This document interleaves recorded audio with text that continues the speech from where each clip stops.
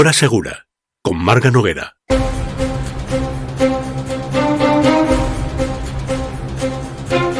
Lo decíamos en tiempo de sumario, hablamos ahora de comunidades de propietarios en zonas turísticas y de alquiler vacacional. Saludamos a Josep Merquet. Bienvenido, Josep. Hola, Gracias. buenas tardes. Él es vicepresidente primero del Colegio de Administradores de Fincas de Baleares. La verdad es que al menos tenemos la impresión, los ciudadanos, cuando a veces leemos la prensa, que el tema de pisos turísticos ha sido y sigue siendo pues un tema, a ver, no sé si decir problemático en las comunidades de propietarios, pero bueno, que a veces puede ocasionar pues alguna incomodidad, por decirlo. ¿Cuáles son? ¿Es realmente así? Bueno, todo es relativo, es decir, los alquileres, es decir, normalmente siempre es más problemática una comunidad que hay alquileres, que hay bastantes alquileres, que no una comunidad donde viven todos los propietarios. Tenemos que partir de esta base. Entonces luego también el alquiler turístico también depende un poco de la zona. Es decir, yo, por ejemplo, yo soy de Pollensa y en la zona de Pollensa el tipo de turismo que viene es turismo familiar, turismo mayor, parejas con niños, y entonces no es tan problemático como puede ser, por ejemplo, en Palma o en la playa de Palma, en donde vienen pandillas de chicos jóvenes. Entonces, aquí es donde nos encontramos a lo mejor con la problemática del alquiler turístico. El alquiler turístico por sí mismo no es malo cuando los inquilinos no siguen las reglas comunitarias o la regla de convivencia o el sentido común. Y aquí es donde hay problemas. Lo único que yo digo que tiene bueno el alquiler turístico es que si te toca un grupo malo, a los 15 días normalmente se van. Esto es lo que nos pasa a nosotros allí. Aquí el problema es que en otras zonas a lo mejor solo te toca el grupo bueno de vez en cuando, que normalmente suelen ser más grupos malos, ¿no? Y entonces esto es cuando crea la problemática del alquiler turístico. Es decir, que en sí mismo no es en absoluto negativo, depende de quién habita esa casa. O sea, ese sería el resumen, sí. El titular. Pero, yo a veces he tenido comunidades en donde los alquileres de todo el año han sido mucho más problemáticos que no los alquileres turísticos. Pero, por ejemplo, actividades ruidosas, que me imagino que son, y también a lo mejor temas de seguridad, porque ahí las llaves no deben de cambiar el candado cada vez que alquilan él. Entonces, claro, eso puede crear pues una intranquilidad. Yo es que me lo imagino porque no tengo ni idea, de verdad. O sea, sí, pero claro, yo me imagino que tiene la llave de la entrada y de las zonas comunes y que pasa de mano en mano. A lo mejor digo, a ver, cuidadín, eso me podría provocar una inseguridad. Yo veo estos dos, ¿qué puede hacer la comunidad? Si piensa como yo, que igual no. Bueno, en este caso, y según la ley que teníamos, porque ahora también esto está en stand-by, porque hay la moratoria, entonces no se pueden pedir licencias, pero sí que con la última ley que se sacó de alquiler turístico en comunidades, pues la comunidad tenía que aprobar por mayoría que se pudiera hacer el alquiler turístico. Si la comunidad no lo aprobaba, no se podía optar a la licencia y no se podía alquilar turísticamente. Entonces, esto está. El tema de las llaves, yo lo relativizaría un poco, es decir, es verdad que pasa de mano en mano, que lo portal, pero también hay mucha gente que puede acceder, entonces lo importante que yo les digo a mis comuneros es tener cerrado tu casa.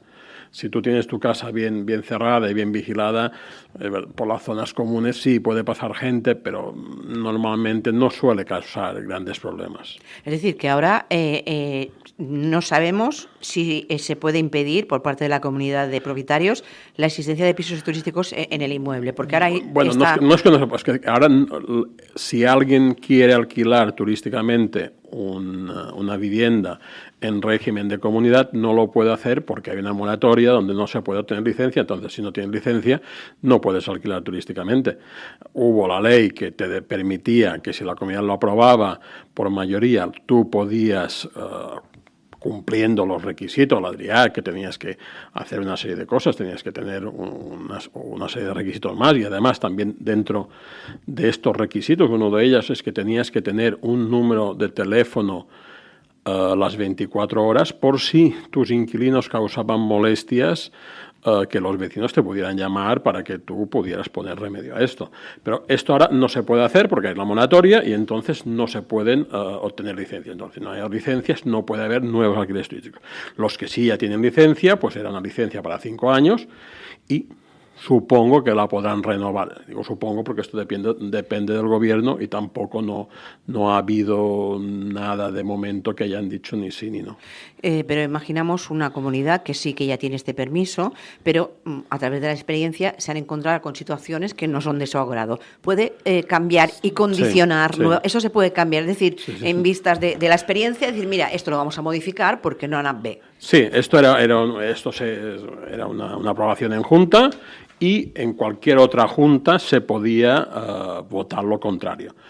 ¿Qué pasa? Es decir, una comunidad vota, autorizaba en aquel momento lo que se pudieran hacer, 3, 4 propietarios, los que fuesen, tenían la licencia, tenían su número de placa para poder alquilar turísticamente, pero después de 3 años, por 5 años, pero después de 3 años la comunidad veía que aquello era problema y en la próxima junta pues se votaba lo contrario, que no autorizaban el alquiler turístico. Entonces nadie más podía optar, lo que se entiende, y aquí también lo digo un poco entre comillas porque tampoco no es que haya ni mucha jurisprudencia ni nada, que podían agotar los 5 años que tenían de permiso, pero no podían renovar porque uno de los requisitos que era tener permiso en la comunidad ya no lo cumplían. Y otra cosa, por ejemplo, de alguna manera esta comunidad de propietarios puede establecer una cuota pues más alta, mayor a los propietarios que destinan sus viviendas al alquiler turístico, porque de alguna manera pues gastan más las zonas comunes. ¿O no? O no, claro, es que es eso. Eso es como el que vive en el primero y no quiere pagar el ascensor porque no lo coge. Exacto, sí. Pero esto sí que te diré que... Pero yo pregunto todo pero es que además es una casuística que sale mucho en muchas juntas. Vale. Es decir, en juntas se ha discutido que si lo alquilan turísticamente, entonces tienen un beneficio, tendrían que pagar más. Y de hecho, por ejemplo, en una se aprobó que los gastos de limpieza en los meses de verano, pues la mitad, aparte del non-stop, pues un 50% más fuese sufragado por los que alquilaban turísticamente. A ver, se puede hacer siempre que haya un acuerdo de la Junta y estén de acuerdo todos. Es decir, aquí no es que la ley te diga sí y no, pero sí que hay causística y sí que hay comunidades que lo han hecho y no ha habido ningún mayor problema. Las comunidades de vecinos son como pequeños países. Sí, quiero decir, hay cada caso, por ejemplo, yo sabía de uno que el que viene el primero no quería pagar ascensor porque decía que no lo cogía. Sí. Pero claro, a lo mejor el que viene el séptimo solo lo coge 2 veces al día. El que vive en el tercero lo coge 20 porque va a comprar mucho. Esto no lo puedes Entonces, mirar. claro... igual que las comunidades con piscinas dicen, es que yo nunca utilizo la piscina. Bueno, pues es que tú no pagas por utilizar la piscina. Tú pagas por el derecho que tienes a utilizarla. Exacto. Igual que el ascensor, tú pagas por el derecho que tienes a utilizarlo, no porque lo utilices o no. Claro. Yo algo que dices pequeños países, yo que sé, al alcalde de Pollensa una vez se lo dije, tú tienes un municipio, pero yo tengo muchos pequeños municipios, porque los problemas son muy similares. Exacto. Luego, ahora vamos a ponernos en el otro lado, porque hasta ahora éramos la comunidad, pero ahora yo quiero ser la propietaria y quiero que mi vivienda sea de alquiler turístico. ¿Qué tengo que hacer? Bueno, ahora tienes que hablar con el gobierno balear para que quite la moratoria. Esto es lo primero de todo.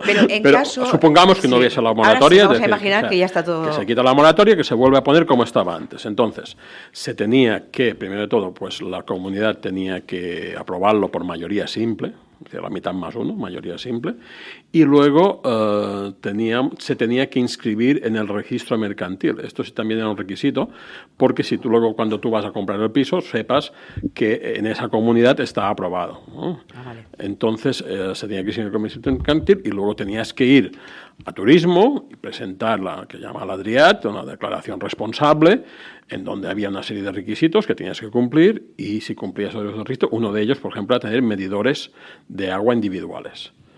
Porque esto era uno de los requisitos de medidores de agua. Que eso sería lo ideal siempre, ¿eh? Sí. Porque eso también es motivo de disputas, ¿eh? Sí. Porque si los que tienen terraza, los que no la tienen se quejan de que gastan agua en la terraza, pero a lo mejor en los esa que casa... tienen jardín, que tienen que regar. Claro, pero a lo mejor en esa casa son 5 y se duchan 5 veces y el otro solo son 2. Es que hay para escribir libros. Yo, desde luego, desde que os conozco y os tengo aquí en el programa, he descubierto que podéis escribir libros y libros de situaciones rocambolescas a veces que se pueden dar, pero que bueno, que alteran lo que es la convivencia normal. Sí. Sí. Tenemos ahora, por ejemplo, las segundas residencias. Eso también es un tema que, aunque no es exactamente esto, pues también... Bueno, yo en esto una vez, porque esto en las segundas residencias es muy curioso, porque se hacen como pequeñas guetos, o bueno, guetos a lo mejor no es la palabra más adecuada, pero sí que grupitos, porque en una que hay muchos ingleses, pues los ingleses intentan dominar y hacer como si fuera una colonia inglesa, los alemanes pues una colonia alemana y tal, y entonces esto también, claro, hace que a lo mejor el que vive todo el año se sienta un poco discriminado, porque aquellos piensan más en su bienestar que no en el bienestar de que vive todo el año. Claro, también al final, y yo esto se lo dije a uno de mis clientes, digo, es que tú, porque no querían, era una comunidad que había mucha segunda residencia y no querían alquiler turístico, estaban muy fuertes como esto, digo, sí, pero es que vosotros al final sois como si fuerais turistas, porque vosotros venís aquí a pasar vuestras vacaciones. Ah, pero no es lo mismo en mi segunda residencia, ¿no? Pero sí que, claro, ellos vienen de vacaciones, vienen a descansar o a pasárselo bien, y si hay gente que vive todo el año, pues tiene que ir a trabajar, se tiene que levantar por la mañana, a lo mejor quiere hacer una siesta porque luego tiene que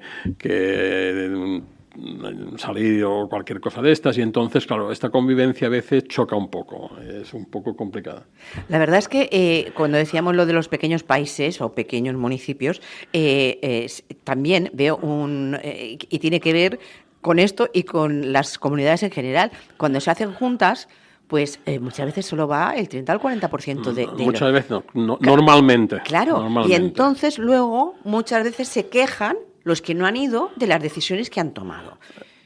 Y eso es un poco como los que no van a votar y luego se quejan de lo que ha salido. Pero esto bueno, es un poco lo que pero es que dices, a ver, entonces si no, eso, ¿cómo? Es que a mí eso siempre me ha indignado. O al menos delegar voto, pues que ni siquiera delegan.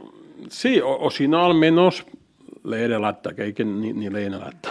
Así de claro, es que esto sí que pasa muchas veces, y luego lo que, por ejemplo, en las juntas, ahora que tenemos el problema en estas segundas residencias, presidentes extranjeros que quieren hacer las cosas a su manera, luego también las juntas, que a lo mejor hay una comunidad que hay segundas residencias, que hay 8 ingleses y 2 españoles.